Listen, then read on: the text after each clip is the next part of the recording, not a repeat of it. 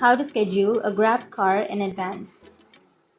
So if you want to schedule a Grab car in advance, then first you need to simply open up your Grab application. So tap on it and open the Grab. Once you've opened, you need to simply go for the all, which is on the upper right.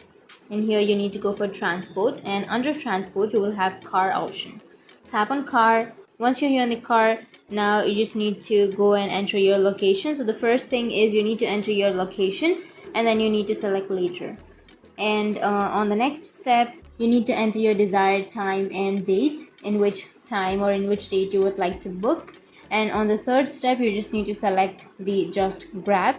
And on the fourth step, you need to tap on schedule just grab to confirm your ride. At last, your driver's details will be sent to you when it's time for your scheduled ride. So that's how you can schedule a Grab car in advance. And if you have any questions, feel free to comment below. Thanks for watching.